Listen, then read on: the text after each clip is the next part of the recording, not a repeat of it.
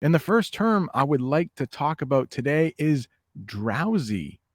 Now, that doesn't mean asleep with your eyes closed. That means you are starting to get sleepy. Sleepy is the adjective we might use. So you are starting to get sleepy. If you take medication on the bottle, it might say warning may cause drowsiness. Drowsiness is the noun form of drowsy. Drowsy means you start to get sleepy. So if you are driving, if you are behind the wheel of a car, yeah, you probably shouldn't get behind there if you are starting to feel drowsy. I hope during this English lesson you never feel drowsy. Outside here, it's probably going to be hard for me to get drowsy because guess what? It is cold. How about this next one? And this is a phrasal verb, and this is to doze off. To doze off. And it is a phrasal verb that we use when you fall asleep for just a little bit. It's not a full night's sleep. You might doze off in the afternoon at work. Your boss probably wouldn't like that too much unless you are your own boss. Doze off is a phrasal verb to use when you fall asleep for a short period of time. Yeah, this person in the photo probably didn't plan on falling asleep. It just happened. It looks like this person fell asleep at their desk and dozed off for a short period of time. Here's an example sentence for you. My wife dozed off during the movie. I wonder, does this happen to many people? You start watching a movie and you might doze off for a little bit, especially if you have been working all day. I got one more sentence for you for drowsy. If we go back to drowsy for a second, I usually get drowsy every afternoon when I finish my workday. The next one, count sheep. Have you ever heard this term in English? And I'm not sure if it's just American parents, but parents in the United States tell their kids to count sheep to help them fall asleep. So if a child is having trouble going to sleep or going to bed, sometimes we say, hey, I'm tired. I need to go to bed. Same as sleep. I need to go to sleep. So if a child is having trouble going to bed, they might ask their parents, do you have anything to help me? I can't go to sleep. And the parent might say, oh, you should count sheep. So if you see that picture, sheep, oh, it's starting to get windy. Sheep, you might see those at a farm. And I guess it never worked for me, but I guess the idea is that you lay in bed and you just count 1, 2, 3, and maybe that will put you to sleep. You know what I do sometimes when I need to fall asleep? And remember, I am an English teacher. I am not a doctor. Please do not follow this advice. But in English, we have this stuff called melatonin. Melatonin. It may sound alike in your language, melatonin. But sometimes when I can't sleep, I will take a little gummy pill. It's gummy of melatonin, knocks me right out. So if you fall asleep really quickly, you can say it knocked you out. For instance, sometimes when I'm not feeling well, I will take cold medicine that is designed to make you fall asleep. And usually we call it NyQuil here in English in the United States. And that NyQuil usually knocks me out. They used to call it the sneezing, snoring, stuffy head, how do I fall asleep medicine, or help me fall asleep medicine. And it worked. It worked. I think they've had to change the recipe on that. Nightmare. This can be pretty bad. A nightmare. Now, before my family goes to bed for the night, we will usually say something like, "Hey, sweet dreams, sweet dreams."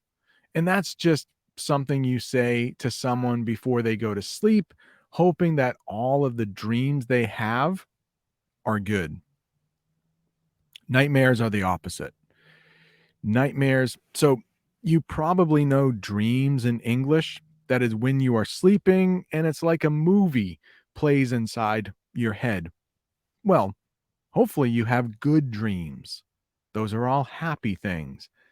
But nightmares are the opposite. They are bad dreams. In fact, I have a couple new words for you, maybe. Night terrors. Now, those are the worst. I don't want to get into those, but it's probably really, really bad. When you fall asleep and you are so scared that you are shaking, that might be a night terror. So, night terrors are even worse than nightmares, and nightmares are even worse than bad dreams. So, let's take that child again. Maybe they wake up in the middle of the night and they go into their parents' room and they say, "Mommy, Daddy, I just had a bad dream." Well, that's bad. That's not good. Hopefully, they're not crying, shaking. That could be a nightmare. Hopefully, they are just not in bed, unable to move, screaming out in fear. That might be a night terror. Yeah, I remember one time when I was younger, I wanted to watch a movie called Poltergeist. And I was in kindergarten, which means I was about 5 or 6 years old.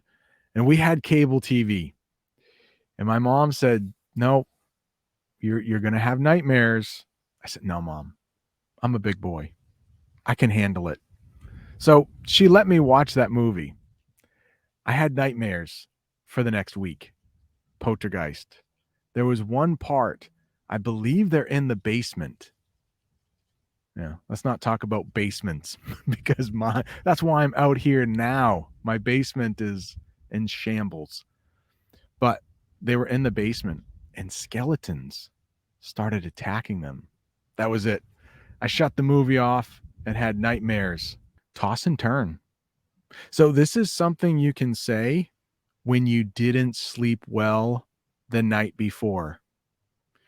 One of the first questions Jamie and I ask each other when we see each other in the morning is, "How did you sleep? Did you hear how quickly I said that? How did you sleep? Try that. Bounce that D. How'd you sleep? I'm not even, how did you sleep? How'd you sleep? Can you do that? Practice that right now at home if you are alone. How'd you sleep? How'd you sleep?" That is one thing we will often say to each other. And hopefully we say, "Oh, slept great. I slept really well." But if you don't sleep well, you can say, "I tossed and turned all night." So if you are not listening on the podcast, you can see the picture there.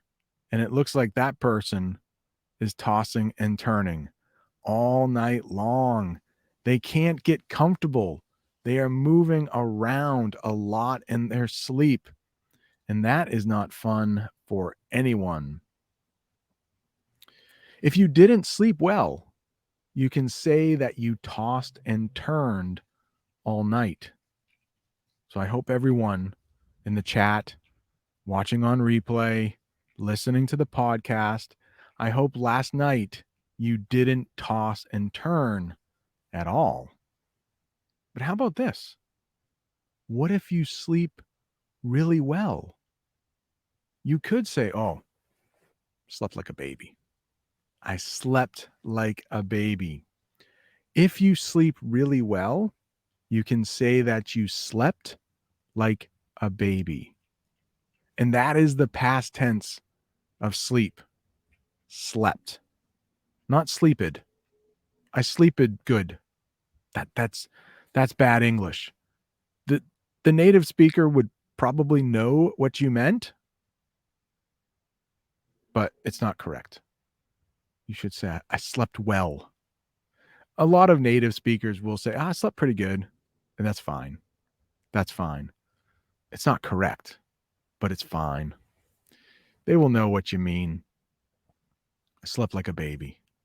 But anyone who has been a parent with small children and babies know that babies don't sleep well at all. They sleep for a little while and then they wake up all night long, which means the parents don't get to sleep very well with babies. But in English, for some reason, if you want to say that you slept really well, you can say, oh, I slept like a baby. I'm hoping that you slept really well last night. If you don't sleep well for a few nights in a row, you might have to try to catch up on sleep. Catch up on sleep. Let's say this: Wednesday night, you don't sleep well. Thursday night, you toss and turn. Friday night, you still don't sleep well. Maybe you are supposed to go out with a friend and you tell that friend, you know what? I'm sorry. I can't go out tonight. I need to catch up on my sleep. And when you catch up on your sleep, that means you sleep extra long to try to feel better, to try to feel well rested. If someone has a lot of good nights sleeping, you can say, oh, I'm well rested. When you wake up in the morning and somebody asks, how do you feel? Ooh, I'm well rested. I feel good. I slept well. Well, if you don't sleep well, you might need to catch up on sleep, meaning you sleep extra long to make up for the sleep you lost. I've heard that it doesn't work, but if you sleep badly for a few nights in a row, you might catch up on sleep or get more sleep than normal. Hope that helps. The next one. Oh boy. Snore. I am going to make the noise of snoring. You all know it, right? You may have people in your life that like to snore. Well, they don't like to snore. They just snore. They can't help it. They're sleeping. I have allergies.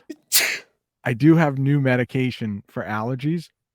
Hopefully it will help me breathe a little better. But I've been known to snore a little bit at night, just a little bit. Right, Jamie? Just not a lot, just a little bit. Snore. Yeah. When the live stream started, you might have heard a chainsaw.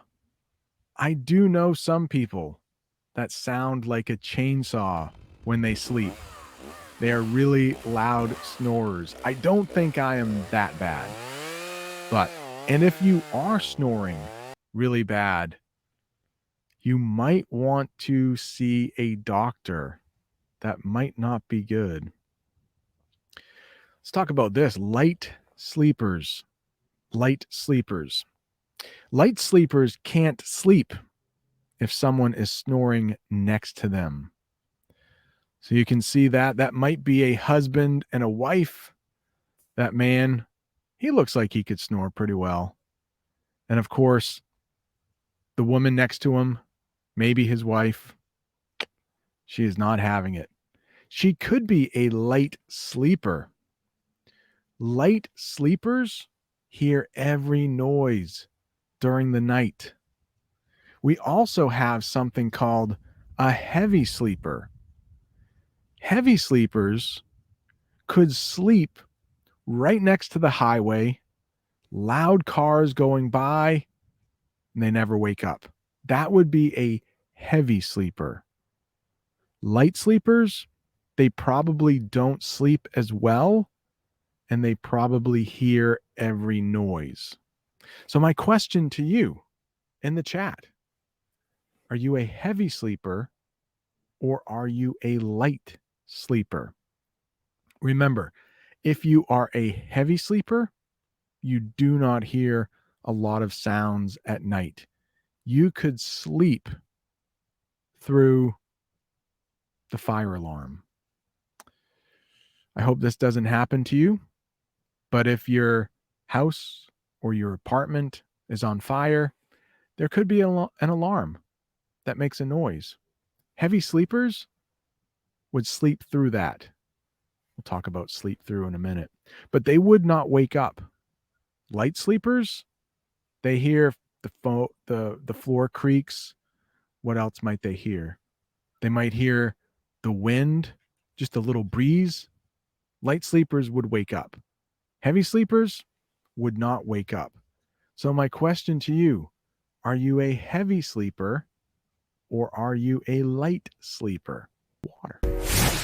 If this lesson is helping your English improve, don't forget to tap that like button and share it with a friend who's learning English. So if someone asks you, hey, sleep on it, that means you don't have to answer now. You can think about it a little bit. Maybe think it over. Think it overnight. And then tell me your answer in the morning. If you need to think about something, you can say that you're going to sleep on it. Maybe your boss has an important decision that he wants you to give your opinion on. He might say, she might say, hey, you know what? Sleep on it. Let me know tomorrow. Think it over. I don't need your answer now. Why don't you sleep on it and tell me your answer tomorrow? Sleep on it. Native English speakers will say that all the time. Big decisions. Don't need an answer right away. Sleep in. On the weekends, a lot of people like to sleep in.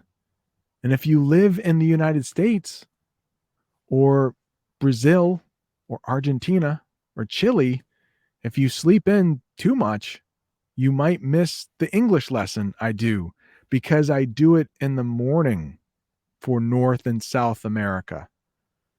If you sleep in, that means you wake up later than normal. So I might say to Jamie, my wife, hey, do you just want to sleep in tomorrow morning?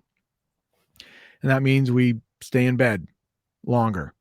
If we usually wake up at 5 a.m., which we do, we might sleep in until 7 a.m. Sleep in, it means you sleep later than you usually do. So if you don't have to work in the morning, you might sleep in. Sleep through. This could be dangerous. This could be dangerous. This could cause you to get fired. So if you see that person in the picture, it looks like they have maybe a cup of coffee on their nightstand and a phone. Now, he might be using that phone as an alarm. I know I do. I set my alarm. Hey, Siri, wake me up at 5 a.m. tomorrow morning. I turned on your 5 a.m. alarm. Perfect. I will be up tomorrow morning at 5 a.m. Well, if this man sleeps through his alarm, that means the alarm is going off, but he didn't wake up. Or maybe this happens sometimes in the United States because we use AM and PM. Maybe his alarm was set for 5 p.m. It's not going to go off until the afternoon. So if you sleep through your alarm, you never wake up in the morning, or you sleep too late. You might be late for work. I hope you don't sleep through English class. I